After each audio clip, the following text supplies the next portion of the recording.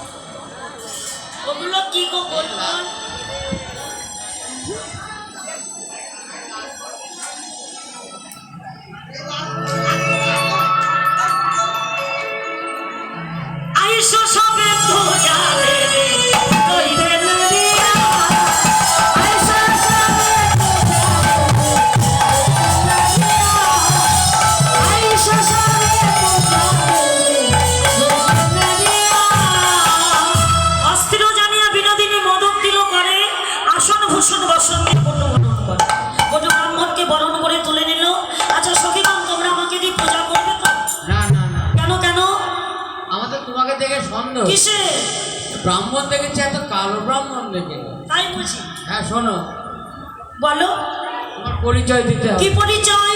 তোমার নাম কি বলতে হবে। তোমার গোত্র কি সব বলতে হবে। তোমার বাড়ি কোথায় সবকিছু বলতে হবে। হ্যাঁ, তোমার গুরুর নাম কি?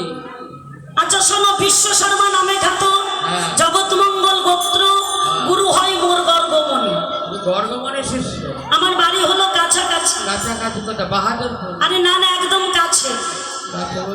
আরো কাছে তারিনপুর? আরে না না, আমার বাড়ি বাড়ি বাড়ি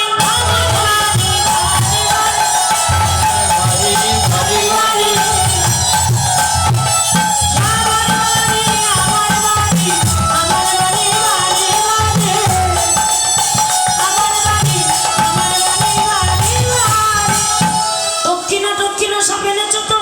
হ্যাঁ এনেছি। মন্ত্রটা জোরে জোরে বলবো যদি দক্ষিণা বেশি দাও। আরে এনেছি তো, এনেছি।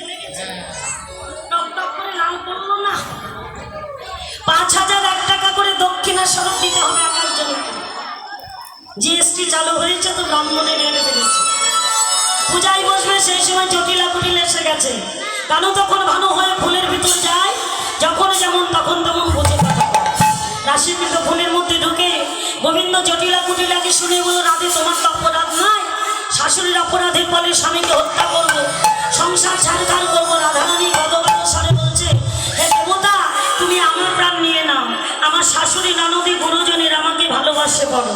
ও কুটিলা, আমাদের বৌমা সংসারের জন্য বাড়ির জন্য পূজা করছে, বউকে কিছু বলিস না।